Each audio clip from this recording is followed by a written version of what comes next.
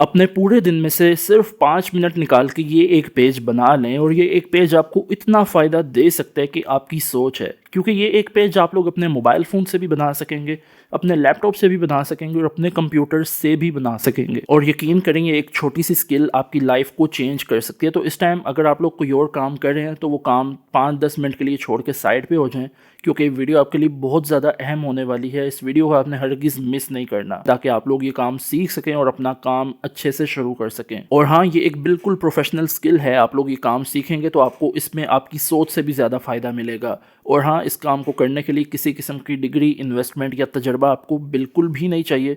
सीधा चलेंगे कंप्यूटर की स्क्रीन पर जाकर सीखेंगे किस तरह हमने ये काम करना है। लेकिन उससे पहले ये बात आपको बताता चलूँ कि मेरा नाम है मोहम्मद अब्दुल्ला और आप लोग इस टाइम मौजूद हैं मास्टरमाइंड यूट्यूब चैनल पर।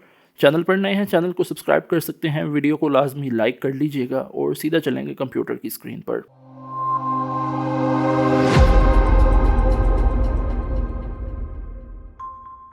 सबसे पहले आप लोगों ने आ जाना है कैनवा पे, canva.com की वेबसाइट पे। अब आपको ये बता दूं कि canva.com एक ऐसी वेबसाइट है जो कि आप लोग अपने मोबाइल फ़ोन में भी ओपन कर सकते हैं, लैपटॉप पे भी ओपन कर सकते हैं और प्ले स्टोर पे इसकी एप्लीकेशन भी मौजूद होती है।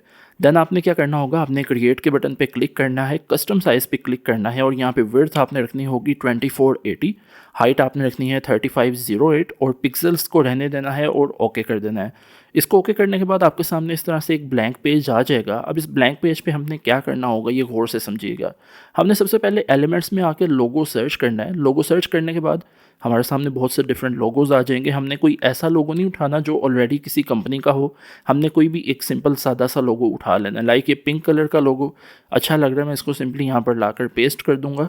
इसका साइज़ थोड़ा सा आपने छोटा ही रखना है, इतना छोटा नहीं रखना कि ये बिल्कुल भी नज़र ना आए, लेकिन इसका साइज़ आपने काफ़ी हद तक छोटा रखना है। ठीक है, तो यहाँ पर मैंने लोगो लिखा और लोगो मेरे सामने आया, मैंने लोगो यहाँ पर लगा लिया। उसके बाद आपने टेक्स्ट पे आना है, ऐड अ हेडिंग पे क्लिक करना है और यहाँ पे आपने लिखना है कंपनी नेम। ठीक है, यहाँ पर मैं लिखता हूँ कंपनी नेम। ठीक है, इस तरह से आपने कंपनी नेम लिखना है।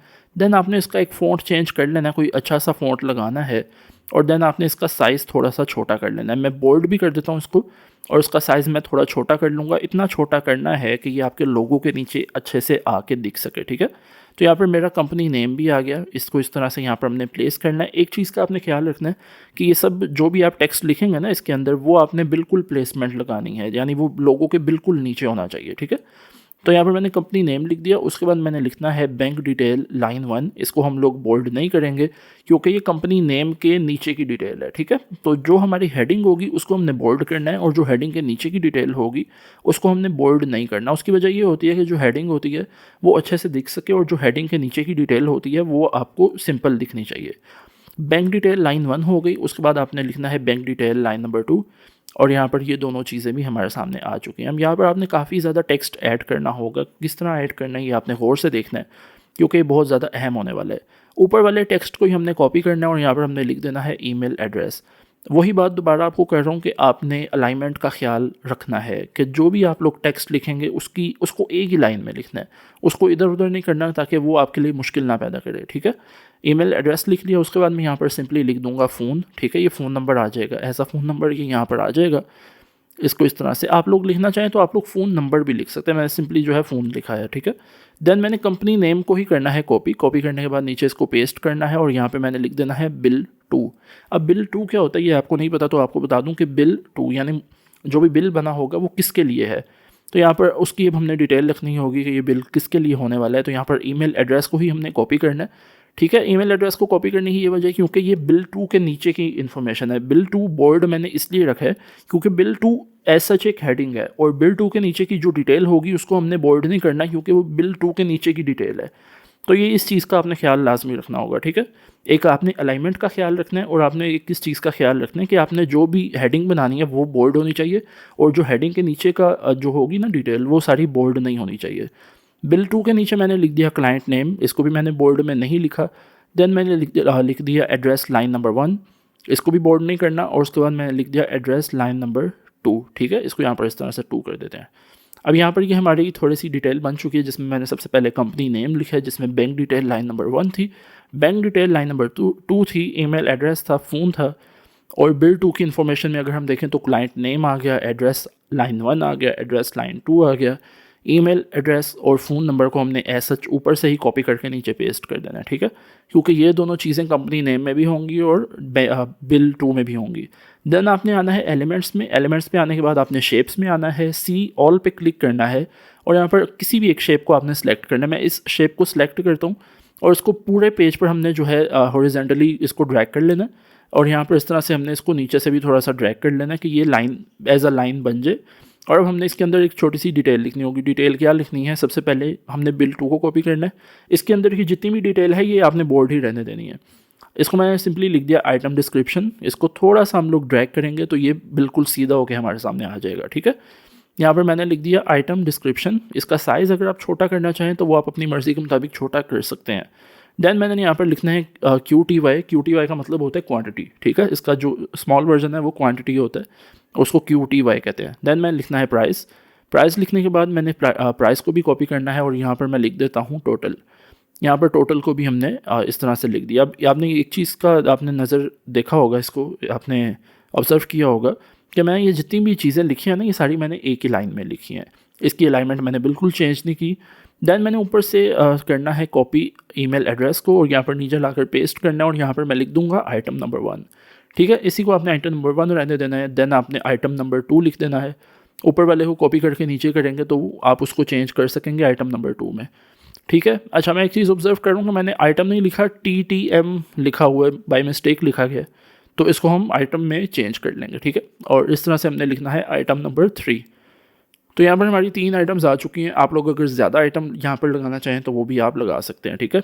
यहाँ पर अब हमने क्वांटिटी में इसकी क्वांटिटी चेंज करनी होगी। फॉर सपोज मैं यहाँ पर लिख देता हूँ कि इसकी क्वांटिटी थी 1, आइटम नंबर 2 की क्वांटिटी थी 3 और इस तरह से जो है हम इसको बिल्कुल बीच में ले आएंगे। आपने ये जब नंबर्स लिखने हैं ना, ये मैं थोड़ा सा जूम कर देता हूँ, ये नंबर्स जब भी लिखने हैं तो ये नंबर भी एक दूसरे के बिल्कुल नीचे होने चाहिए, ठीक है।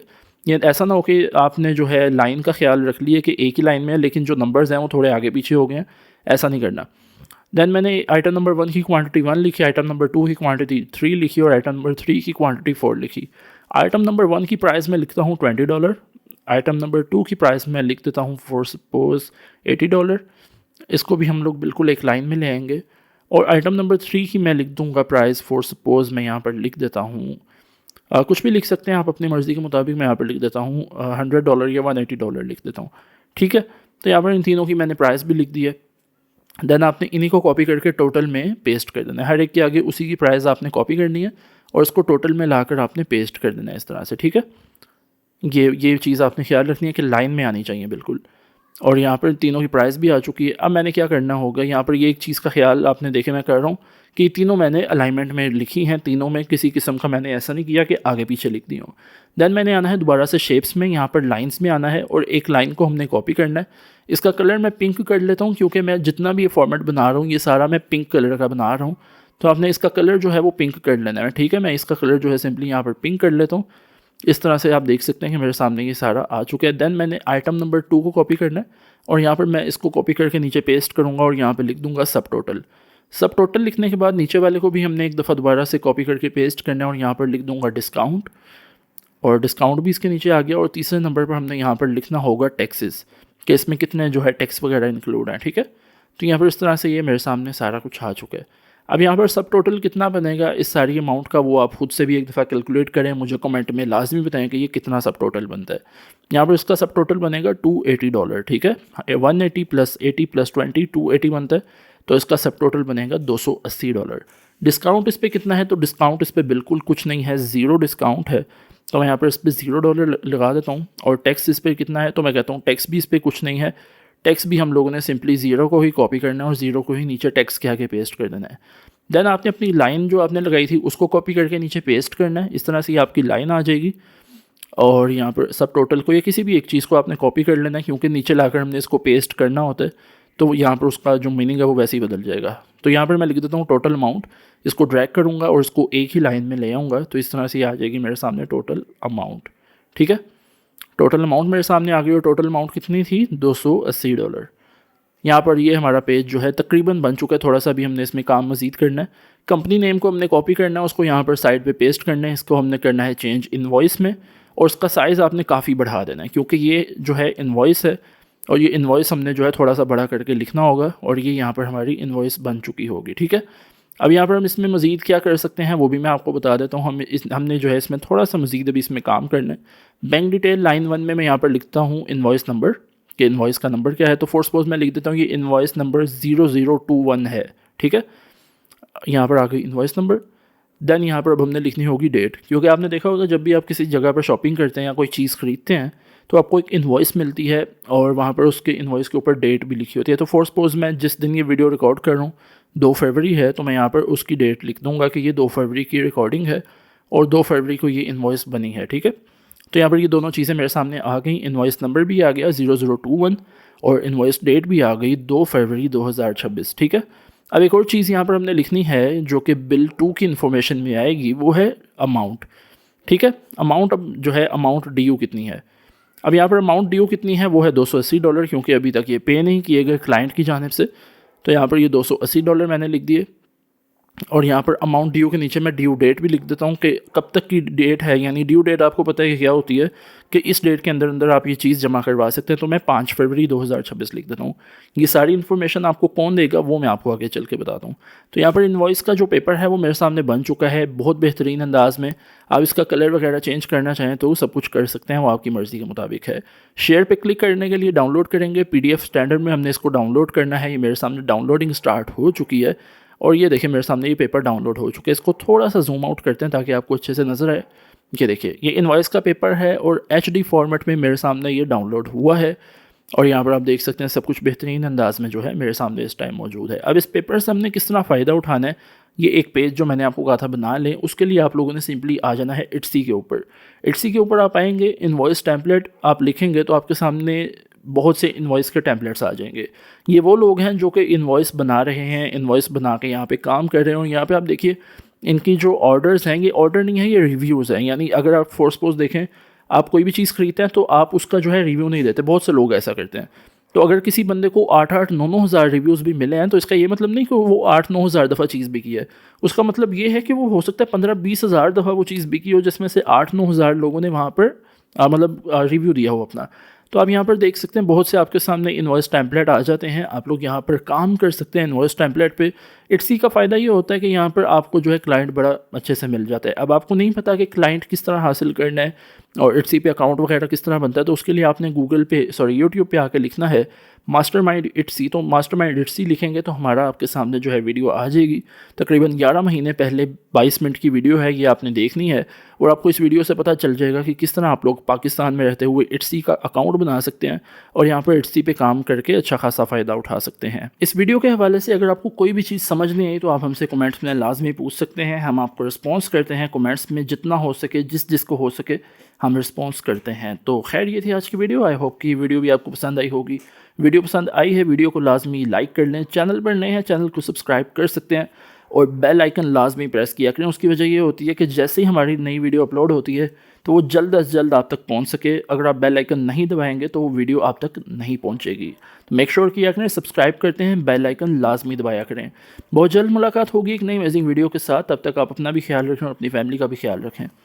अल्लाह हाफिज़।